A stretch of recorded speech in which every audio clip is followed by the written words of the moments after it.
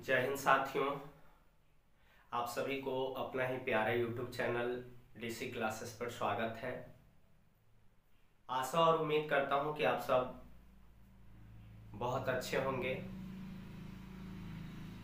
और आज हम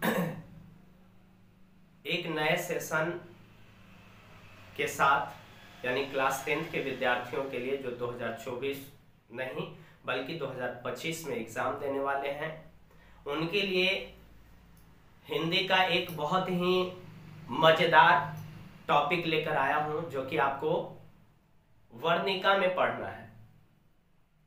वर्णिका का एक छोटा सा टॉपिक है जिसका नाम है दही वाली मगम्मा।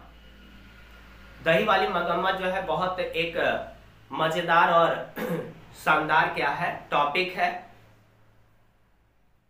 इस कहानी से कुछ ऐसे प्रश्न जो है अक्सर बार बार एग्जाम में पूछा जाता है। तो सबसे पहले इस कहानी के बारे में थोड़ा हम लोग परिचय जानेंगे, ठीक है। तो देखिए, हम आपके लिए कुछ कुछ बोर्ड पे लिख भी दिए हैं और आपको हम कहानी के तौर पर समझाने का प्रयास भी करेंगे, है ना।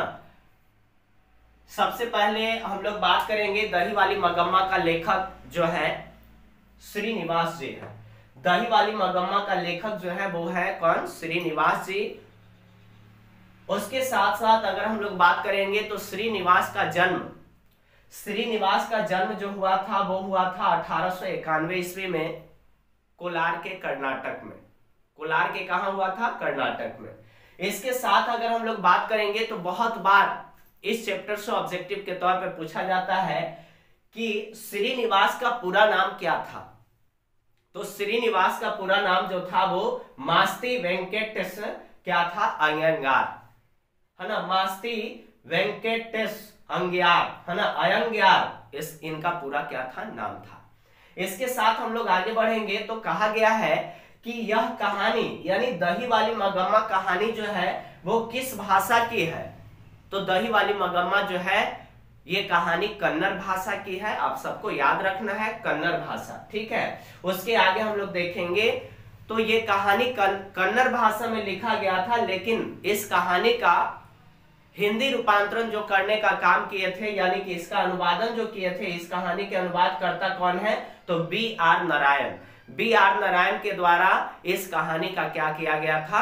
अनुवाद किया गया था।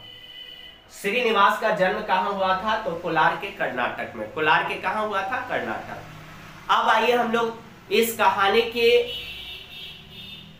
दृश्य को हम लोग समझेंगे कि आखिर ये कहानी में क्या पढ़ना है, क्या जानना है।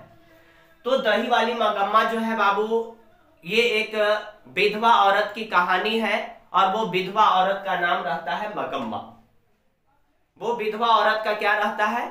नाम मगम्मा रहता है, जिसके पति मर गए होते हैं, जिसके कारण वो अपने परिवार का जीवन यापन भरण पोषण करने के लिए वो क्या बेचने का काम करती थी? दही बेचने का काम करती थी। अगर हम लोग दही वाली मगम्मा कहानी की बात करेंगे जिसमें मगम्मा जो है मुख्य पात्र है ना, इसी से कहानी का पूरा सारांश हम लोग समझेंगे। मगम्मा एक विधवा औरत है जो वेंकटपुर गांव के रहने वाली है। वेंकटपुर गांव के रहने वाली थी ये मगम्मा, और ये वेंकटपुर गांव जो था अबलूर के पास में पड़ता था। कई बार ये क्वेश्चन पूछा जाता है कि वेंकटपुर कहाँ है या कहाँ पड़ता था? तो अबलूर के पास में। मगम्मा जो है एक विधवा औरत है और यह वेंकटपुर गांव के रहने वाली थी, और वेंकटपुर गांव जो है वो पड़ता है अबलूरू के पास में। मगम्मा के परिवार में अगर देखा जाए तो मगम्मा के मिलाकर कुल 4 परिवार थे, सदस्य थे इनके परिवार में। एक मगम्मा थी, है ना, और एक जो था नजम्मा। एक नजम्मा थी और एक मगम्मा। नजम्मा मगम्मा का इस कहानी में जो है प्रदर्शित किया गया है। तो मगम्मा जो है एक सास के रोल जो है निभाती है, और नजम्मा जो है वो मगम्मा के क्या होती है? बहू होती है। नजम्मा जो है वो मगम्मा की क्या है, बहू है। उसके साथ मगम्मा का एक बेटा और मगम्मा के बेटा का एक बेटा था जो मगम्मा का क्या है, पोता है। तो इस कहानी में अगर मगम्मा के परिवार में सदस्यों की बात करेंगे तो मगम्मा को लगाकर कुल इनके परिवार में 4 सदस्य थे। एक मगम्मा थी और एक मगम्मा की बहू जिसका नाम नजम्मा था, और एक मगम्मा की बेटा जिसका नाम नहीं दिया गया है, और एक मगम्मा की क्या था, पोता था। और एक और विशेष तौर पर यह बताया गया है कि मगम्मा के गांव में एक जुआरी लड़का था, एक जुआरी लड़का था जिसका नाम था रगम्पा, है ना। रगम्पा कौन था, तो मगम्मा के गांव के रहने वाला एक जुआरी लड़का था। आइए इस कहानी को आगे हम लोग बढ़ाते हैं। आगे हम लोग चलेंगे तो मगम्मा जो है एक विधवा औरत थी और वो अपने परिवार का भरण पोषण लालन पालन करने के लिए वो अपने गांव से 3 मील दूर, ये भी आपको याद रखना है, वो मगम्मा जो है अपने गांव से 3 मील दूर जो है बेंगलुरु, है ना, बेंगलुरु शहर में क्या बेचने जाती थी, माथे पर लेकर, है ना, माथे पर लेकर वो दही बेचने जाती थी। क्या करने जाती थी, दही बेचने। तो कई बार क्वेश्चन ये भी पूछा जाता है कि ये मगम्मा जो है ना, मगम्मा जो है अपने गांव से कितने मील दूर पर जो है बेंगलुरु शहर स्थित है, तो 3 मील दूर था। तो मगम्मा अपने परिवार का भरण पोषण करने के लिए अपने गांव से 3 मील दूर जो है प्रतिदिन जो है दही बेचने जाती थी, माथे पर लेकर दही बेचने जाती थी। जहां मगम्मा को बेंगलुरु शहर में मगम्मा को एक औरत से यानी कि स्त्री से मुलाकात हुआ था, जिसे मगम्मा मां कहकर बुलाया करती थी या हमेशा उनको मां कहती थी। शहर में जा जाकर मगम्मा जो है प्रतिदिन, है ना, दही बेचती थी और दही बेचने के बदले उसे महीने में एक बार लोग क्या देते थे, पैसे देते थे। इसी तरह से कई दिन वो, है ना, अपना जीवन यापन करने के लिए दही बेचने जाया करती थी। लेकिन एक दिन की बात है कि जब मगम्मा दही बेचकर अपने घर वापस लौटी तो उसकी बहू नजम्मा जो है अपने बेटे को किसी कारणवश या गलती करने की वजह से उसको पीट रही थी। तो ऐसा देखने के बाद जो है मगम्मा अपने बहू को बोलती है, क्यों रे राक्षसी, इतने छोटे से बच्चे को क्यों पीट रही है। इसके बाद जो है नजम्मा जो है मगम्मा की बहू, वो मगम्मा के ऊपर प्रहार करते हुए बोलती है, क्यों, इतना भी मेरा अधिकार नहीं है, मेरे बच्चे हैं, मैं इसे पीट भी नहीं सकती हूँ। प्रहार, ऐसा बात जब नजम्मा अपने सास मगम्मा को बोली तो मगम्मा के मन में काफी असंतुष्ट की भावना उत्पन्न हुआ और दुख हुआ, और वो बोली, मगम्मा बोली अपने बहू नजम्मा को कि अच्छा ठीक है, तो आने दो, तुम्हारे पति को मैं बोलती हूँ कि देखो ये छोटे से बच्चे को पीटती है।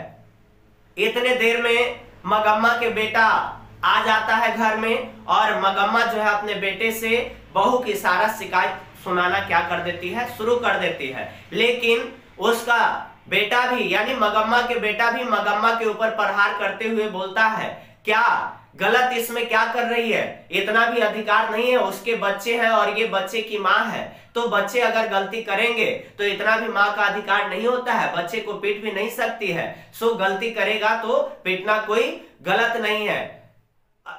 इतना सुनने के बाद मगम्मा बोलती है कि ठीक है, तुम लोग को यही अच्छा लगता है तो ठीक है, और मेरा बात तुम लोग को अच्छा नहीं लगता है तो मैं जो है तुम लोग से कहो तो मैं तुमसे अलग हो जाता हूँ। इतना सुनने के बाद उसका बेटा बोलता है मगम्मा को कि ठीक है, तुमको जो अच्छा लगे तुम कर सकती हो। तो ये बात सुनने के बाद मगम्मा क्या करती है कि उसी क्षण अपने बेटे और बहू से बोल देती है कि आज ही मैं दोपहर से अपना खाना क्या बनाऊंगा, अलग बनाऊंगी और तुम लोग अपना खाना अलग बनाओ। लेकिन एक यहाँ पर इस कहानी में सबसे मर्मिक बात यह है कि अलग होते हुए भी, है ना, मगम्मा जो है अपने पोते से बहुत प्यार करती थी, है ना, पोते को बहुत मानती थी। उसी दिन से मगम्मा अपने बहू और बेटे के बात के चलते जो है खाना बनाना अलग कर दी, खाना बनाना वो अलग शुरू कर दी, और डेली जो है उस दिन के बाद वो दही पहले के जैसा ही बेचने जाया करती जाया करती और जो पैसे उनके पास दही बेचने के अलावा जो पैसे मिलता था वो सारे पैसे वो मगम्मा दिन प्रतिदिन उसको जमा करने लगी। और जमा करने के समय में फिर वो उसी तरह पहले की तरह वो दही बेचने बेंगलोर शहर गई तो माँ जी एक मलमल के ब्लाउज पहने हुए थे और उस मलमल के ब्लाउज देखने के बाद मगम्मा के मन में ये भावना हुआ कि मैं भी इस तरह के ब्लाउज सिलवाकर पहनूंगी। तो मगम्मा जो है माँ जी से पूछती है, माँ जी ये कितने का है ना, ब्लाउज कितने का है? तो वो बताती है ना 3 रुपए का, ऐसे ही कुछ करके बताती है माँ जी कि इतने का है। फिर वो माँ जी के कहकर मलमल के कपड़ा लेती है और वो ब्लाउज सिलवाती है और सिलवाने के बाद वो पहनने लगती है। तो उसके बहू को है ना क्या लगता है, मतलब उसके बहू का मन जो है बुढ़िया के ऊपर जाता है, मगम्मा के ऊपर, और वो अपने बुढ़िया के ऊपर फिर प्रहार करती है और बोलती है कि मगम्मा बोलती है अपने बहू को, सॉरी सास को बोलती है बहू नजम्मा कि बुढ़िया को जवानी दिख रहा है, बुढ़ापे में भी क्या दिख रहा है, जवानी दिख रहा है। ऐसा करने के बाद उसके मन में दिन प्रतिदिन लालच बढ़ता गया और वो सोचने लगी नजम्मा कि ये पैसे बहुत कमा रही है, अब हमें कुछ उपाय लगाना चाहिए और बुढ़िया को फिर से हम अपने साथ मिला लें। वो क्या करती है कि नजम्मा अपने बेटे को जो है समझा बुझाकर और क्या करती है, अपने सास के पास मगम्मा के पास भेज देती है और अपने बेटे को बोलती है कि आज के बाद हमारे आंगन में तुम पैर मत रखना, ऐसा कहकर और अपने सास के पास मगम्मा के पास भेज देती है बेटे को कि तुम्हारी दादी कितना हो बोलेगी तो तुम जाना नहीं। और उसके पास मगम्मा के पास उसका पोता जाता है तो पहले ही बहुत प्यार करती थी, पहले के जैसा ही प्यार करने लगी, दिन भर उसको जो बोलता वो लाकर खिलाती। लेकिन रात हुआ तो फिर मगम्मा अपने पोते को बहू के पास जाने के लिए बोली, लेकिन उसका पोता नहीं गया। और इसी तरह से 1-2 दिन बीतता गया और दोनों का प्यार बढ़ा और फिर उसके बहू, मगम्मा के बहू और बेटे दोनों है ना मगम्मा के पास जाकर और क्या मांगते हैं, माफी मांगते हैं अपने माँ से।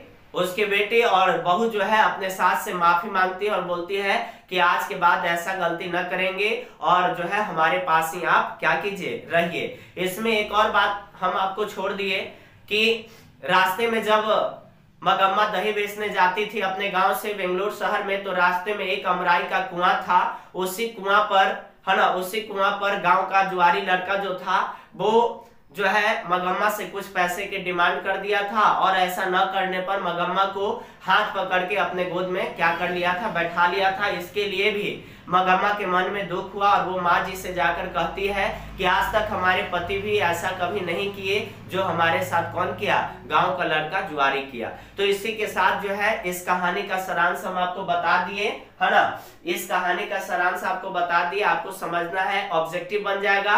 और इस चैप्टर का हम आपको लेकर आएंगे क्या, तो लेकर आएंगे सब्जेक्टिव प्रश्न। इतना कहानी आप सुन लिए तो आपको बाद में सारा प्रश्न बन जाएगा और इसी तरह के छोटा छोटा वीडियो हम आपके लिए लेकर आते रहेंगे। और यदि आप हमारे चैनल पे नए हैं तो चैनल को सब्सक्राइब करें और वीडियो को लाइक, शेयर और कमेंट करना न भूलें। तो चाहे तो आप इसका स्क्रीनशॉट ले सकते हैं।